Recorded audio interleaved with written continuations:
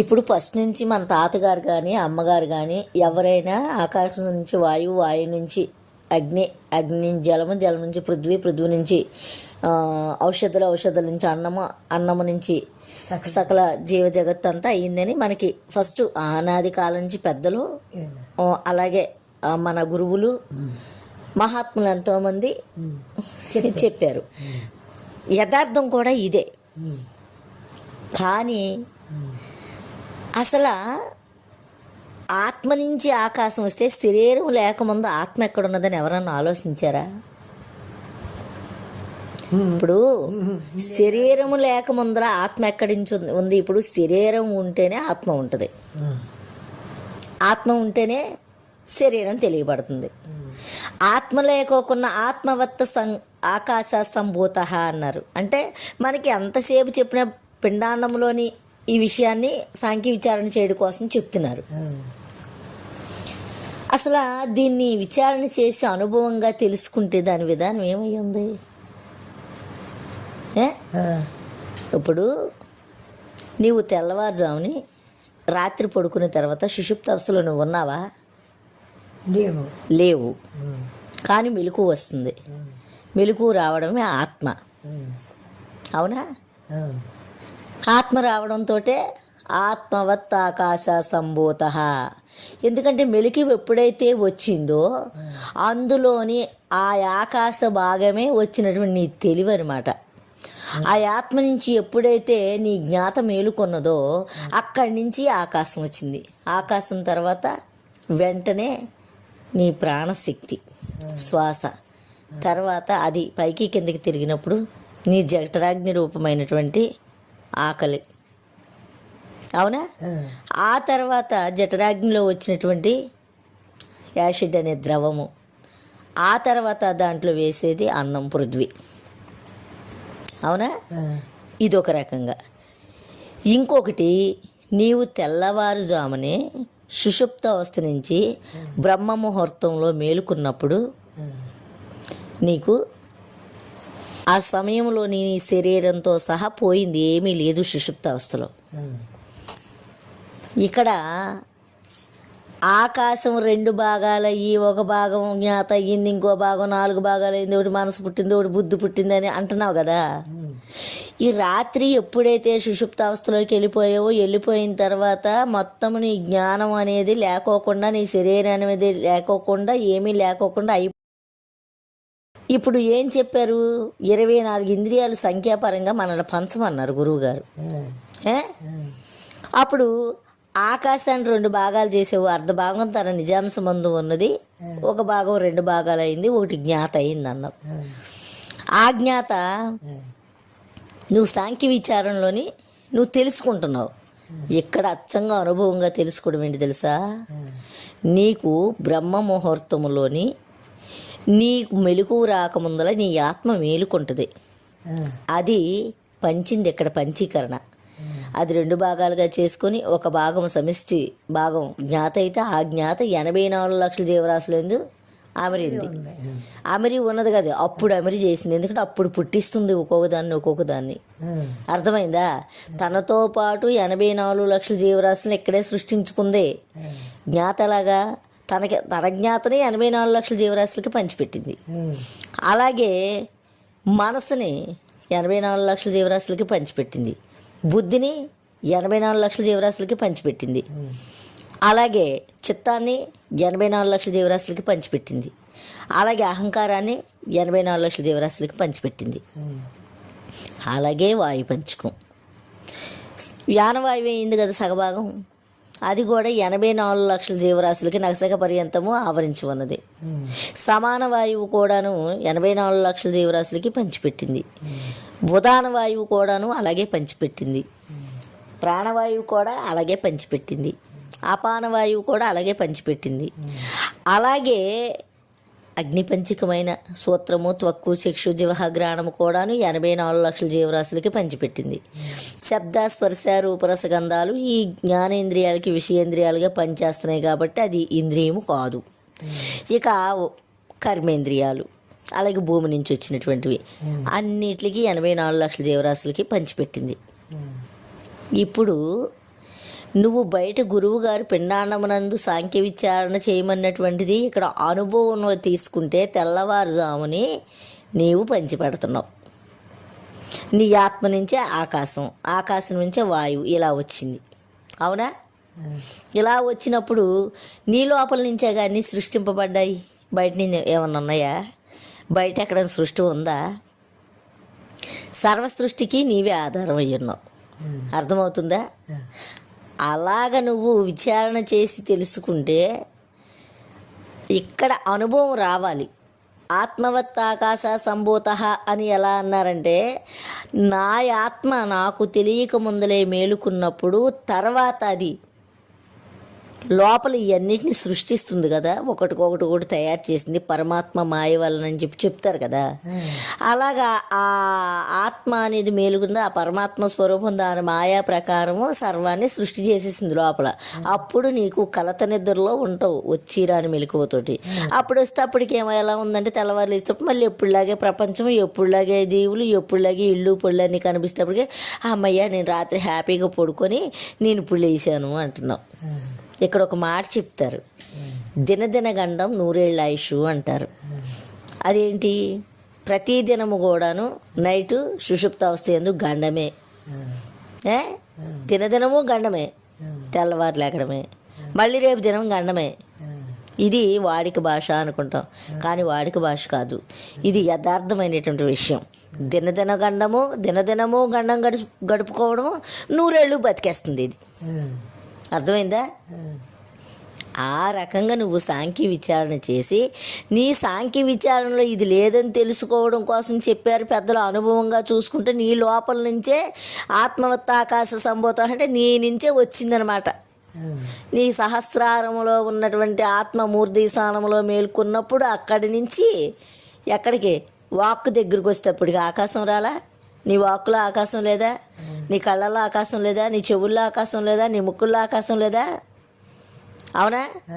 ఆ ఆకాశం అవకాశం ఇచ్చింది కనుక నీకు మెలకు వచ్చేటప్పుడు లోపల శ్వాసనే వాయువు బయలుదేరిందా?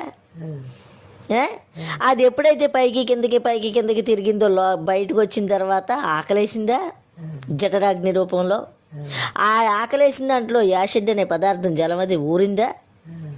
ఊరిన తర్వాత పృథ్వీతత్వమైనటువంటిది నీకు ఈ శరీరం కనిపించింది. అవునా? ఎలా వచ్చింది ఇప్పుడు? బయట ఏమన్నాయా పంచిపోతాలు? లోపల ఉన్న వస్తువుని నీకు నువ్వు విచారణ చేసి తెలుసుకుంటావని మన పెద్దలు మనకి బయట ఒక కథలాగా చెప్పారు. నువ్వు దాన్ని విచారణ చేసి చేసి చేసి నువ్వు అనుభవానికి తెచ్చుకొని అనుభవంలోని ఈ విచారణ అంతా తెలుసుకొని ఓహో ఇలాగని ఇప్పుడు ఏంటంటే నువ్వు అనుభవం తెచ్చుకొని దాన్ని ధరించిపోవాలి. గురువులు మార్గదర్శకులు. అవునా? మార్గాన్ని మాత్రం చూపిస్తారు, దేనిని కూడా నీకు ప్రత్యక్షంగా నాయన చెప్పలేరు. నిన్ను నీవే ఉద్ధరించుకోవాలి. ఎలాగమ్మా అంటావేమో, నీకు ఆకలిస్తే నువ్వు అన్నం తింటేనే నీ కడుపు నిండుతుంది. గురువుగారు తింటే నీకు నిండట్లేదుగా. అవునా? గురువు గారు మార్గాన్ని వేసి చూపిస్తారు. ఎలా? ఒక సముద్రం దగ్గరికి తీసుకెళ్ళారు, ఒక బాట చూపించారు. నాయన ఈ తిన్నంగా నువ్వు పడవేసుకొని వెళ్తే అదిగో పలానా దగ్గర పెద్ద వజ్రాలు గని ఉంది, వెళ్ళి తెచ్చుకో అని చెబుతారు. అమ్మో నాకు భయం వేస్తుందంటావా? వెళ్ళి తెచ్చుకుంటావా? భయం వేస్తుందంటే బయట ఎత్తుక్కుంటాడు. ఆకాశం ఉంది, ఆత్మ ఉంది, వాయువు ఉంది, అగ్ని ఉంది, జలం ఉంది, పృథ్వీ ఉందని. లేదు నాకు భయం లేదు నేను ఎత్తుక్కుంటానంటే ఎలా వచ్చిందని విచారణ చేసే సహస్రారం నుంచి బయట లెక్కేసుకుంటాడు. అవునా? ఇప్పుడు ఆ రకంగా చూసుకుంటే బయట ఏముంది? అలాగే ఎవరైనా సరే ప్రతి ఒక్కరు గురువు గారి దగ్గర విద్య నేర్చుకోవడం కాదు, మేము తెలుసుకున్నాము నేర్చుకున్నాము అంటారు. ఇది అద్భుతమైనటువంటి పరమ అద్భుతమైన విద్య. గురువుని నరుడుగా తలచుకోకుండా పరమేశ్వరుడుగా పూజించినటువంటి వాడికి మాత్రమే ఈ అనుభవ శక్తి వచ్చుద్ది. సాక్షాత్ పరమశివుడే మాట వరుసకి చెబుతారు. అంటారు అమ్మో గురుదేవుడు పరమేశ్వరుడు అమ్మ అంటారు.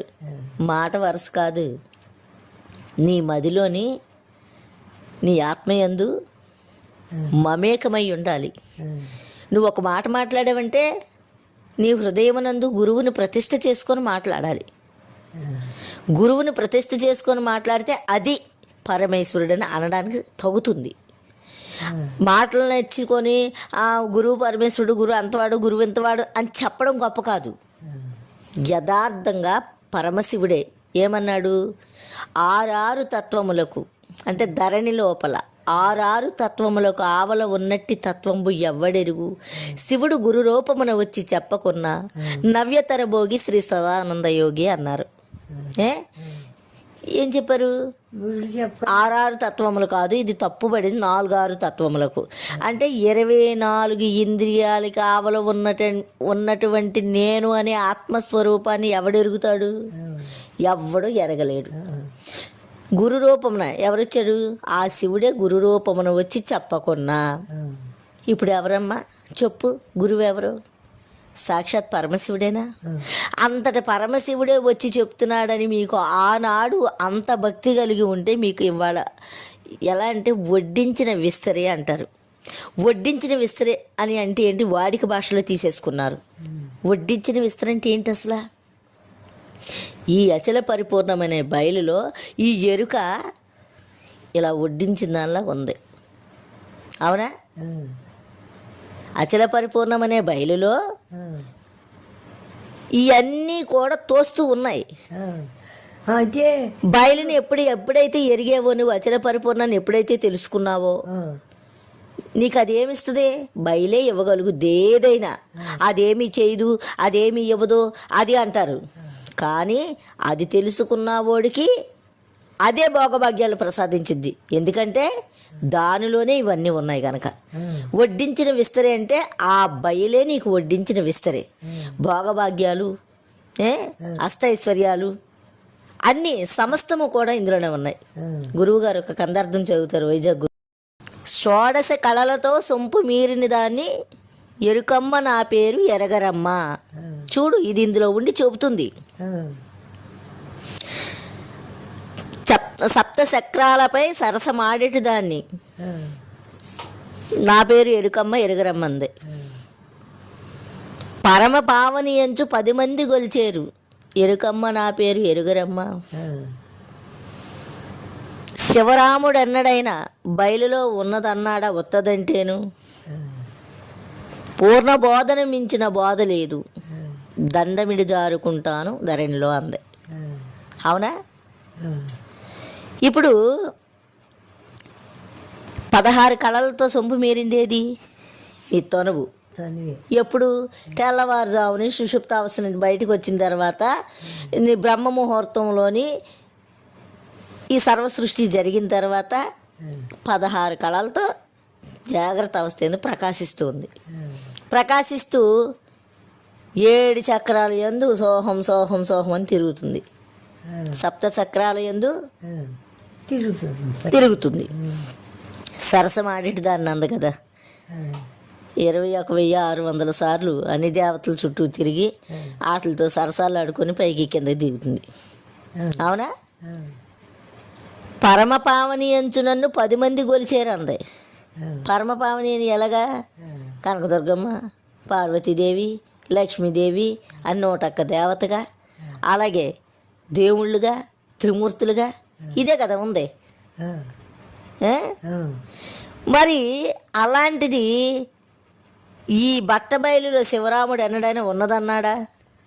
ఎవరు? శివరామ దీక్షితులు. బట్టబయలు ఎరుకు ఉన్నదన్నాడా? లేదనే నిర్ణయం చేశాడు విచారణ చేసి. లేదన్నాడు కదా. అప్పుడేమంది?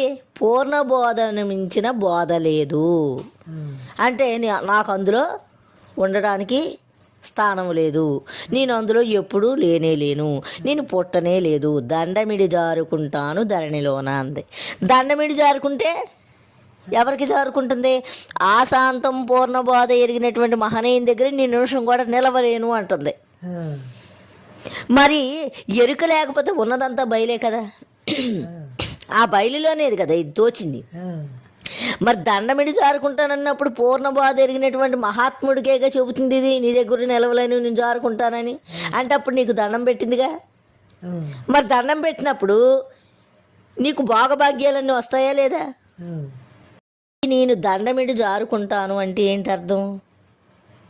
పూర్ణ భావాన్ని ఎరిగినటువంటి మహాత్ముల దగ్గర నేను నిలవలేను, క్షణము కూడా నిలవలేను. అర్థమైందా? దండమిడి జారుకుంటానంటే నేను నీకెప్పుడు దాసోహమే అంటుంది. అయితే మరి అలాంటప్పుడు మరి అడిగి అదే అన్నీ ఉన్నాయి కదా, ఏది వడ్డించిన విస్తరేగా. పూర్ణభావాన్ని ఇప్పుడు చాలామంది అంటారు అందులో ఏముంది, అదేం తెలీదు, అదేమి ఇవ్వదు, అదేమీ చేయదు, అది కదలదు మెదలదు అంటారు. కానీ కదలని స్థితిని ఇదని నువ్వు ఎరిగినప్పుడు కదిలికినవన్నీ అందులోనే ఉన్నాయి. కదలకోకున్నటువంటి నీ స్థితి పరిపూర్ణమైన అటువంటి స్థితిలో ఉన్నప్పుడు పూర్ణంగా ఎవరిని ఏమనుకోకుండా ఏదైతే ఎరిగావో దాంతో ఉన్నప్పుడు దాంట్లో ఉన్నవన్నీ నీ సొంతం అవుతాయి. ఇప్పుడు భగవంతుడికి భక్తుడు అయ్యావనుకో నీకేమొస్తుంది? నువ్వు కోరిందే వచ్చింది. భగవంతుడికి నువ్వు వారసుడు అయ్యావనుకో నీకేమొచ్చింది? భగవంతుడి ఆస్తులు అని నీవే అవుతాయి, ఆస్తులని నీవే అవుతాయి. అవునా? అలాంటిది పూర్ణభావాన్ని ఎరగడం మానేసి ఆదిలో దేవుడు ఉన్నాడు, అంతటా దేవుడు ఉన్నాడు, ఆత్మ నుంచి ఆకాశం వచ్చింది, ఇవి బయట బయట బయట బయట నెతుక్కుంటున్నారు. కానీ ఎరుక అంటే నువ్వు, బయలు అంటే నువ్వు కానిది. ఆ బయలులో నువ్వు లేవు, నువ్వు బయలు అవ్వవు. అంటే ఎరుక బయలు అవ్వదు, బయలు ఎరుక అవ్వదు. ఇది ఇదే, అది అదే. దాన్ని అంతటి గొప్పదాన్ని, ఇది మామూలుదా? అన్నిటికన్నా చాలా గొప్పదైనటువంటి మహత్తరమైనటువంటి దైవం ఏది? పరిపూర్ణం. నువ్వెక్కడికి వెళ్ళు, నువ్వెక్కడుండు, ఎటు చూడు, ఎప్పుడు ఎక్కడ చూసినా అదే ఉంది. మరి ఇది ఎక్కడుంది? ఒక ఉపాధిలో ఒక ఉపాధిని అనుసరించుకొని అంగుష్ట మాత్ర పురుష అంటే బొటన వేలు దగ్గర అంగుష్టంలో అంటే నీ కంటి పాప, ఇదిగో ఈ కంటి పాపలో ధన్యవాసస్థానం. ఇది ఇక్కడ మాత్రమే ఉన్నది. కానీ ఇదో బయలో అంతటా నిండి నిబిడి నికృతమై సూదు మోపన సందులేక సర్వత్రా నిండి ఉన్నది. అలాంటి దాన్ని ఎరగాలి. కానీ బయట ఆకాశం ఉంది, బయట వాయువు ఉంది, బయట అగ్ని, ఇవన్నీ కాదు. అది గొప్పదైనటువంటి బోధ. అలాగే అలా ఎరిగినప్పుడు చెప్పింది కదా, దండమిడి జారుకుంటాను ధరణిలోన. పూర్ణబోధన మించినటువంటి బోధ లేదని చెప్పిందిగా. శివరాముడు అన్నాడైనా ఉన్నదన్నాడా బయలులో? పూర్ణబోధన మించిన బోధ లేదు, దండమిడి జారుకుంటాను ధరణిలో అని చెప్పింది. ఎంత బాగా చెప్పింది అది, ఎంత గొప్ప విషయం. ఇప్పుడు నీకు వడ్డించిన విస్తరా కాదా నీ జీవితం? పరిపూర్ణ భావాన్ని ఎరిగితే అంత గొప్ప స్థానం వస్తుంది. అలా ఏంటంటే బయట సాంఖ్యం నువ్వు విచారణ చేయడానికి పంచభూతాలు బయట లెక్క కాదు, నీ లోపల లెక్కై. ఆత్మవత్ ఆకాశ సంభూత అంటే సహస్రారములో ఉన్న ఆత్మ నుంచి ఆకాశం ఎలా వచ్చిందో అనుభవం తెచ్చుకో. ఆ అనుభవంతో నువ్వు ప్రకాశించు. అర్థమైందా? కానీ ఈ ఎరుకని తెలుసుకోవడమే కష్టం. పూర్ణబోధ తెలుసుకోవడం చాలా తేలిక. పూర్ణబోధ తెలియాలి అంటే ఎరుకని ఆశాంతం విచారణ చెయ్యాలి. ఆశాంతం విచారణ చెయ్యాలి అంటే బయటని ఎత్తుక్కోకూడదు. ఎక్కడుంది ఎరుక? నీ లోపలే. ఈ శరీరాన్ని ఆధారం చేసుకొని, ఈ ఉపాధిని ఆధారం చేసుకొని ఉంది. మరి దీన్ని విచారణ చెయ్యాలి. కానీ నువ్వెక్కడో బయట విచారణ చేస్తే నీకు ఎక్కడ దొరుకుద్ది చెప్పు? అందుకని ఆకాశము, ఆత్మ అవన్నీ కూడాను నీ లోపలే ఉన్నాయి, బయట ఎక్కడేమి లేవు. ఇప్పుడు ఇంకొక పద్యం కూడా ఉంటుంది, పంచభూతాలను తనువులో దర్శన ధన్యులారా. అంటే పంచభూతాలని తనువులోనే తరచాలన్నాడు. మరి తనువులోనేగా మరి నువ్వు చూడాలి. బయట చూస్తే నీకు ఎక్కడో ఇప్పుడు చెప్పాను కదా, సహస్రారం కాడి నుంచి ఎక్కడ ఎలా వచ్చిందో ఆత్మ, ఆత్మ నుంచి ఆకాశం ఎలా వచ్చింది, ఆకాశం నుంచి వాయువు ఎలా వచ్చింది, వాయువు నుంచి అగ్ని ఎలా వచ్చింది, అగ్ని నుంచి జలం ఎలా వచ్చింది, జలం నుంచి పృథ్వీ ఎలా వచ్చింది అని చెప్పుకొచ్చాను కదా ఇప్పుడు. అంటే పంచభూతాలని తనువులోనే తరించాలి.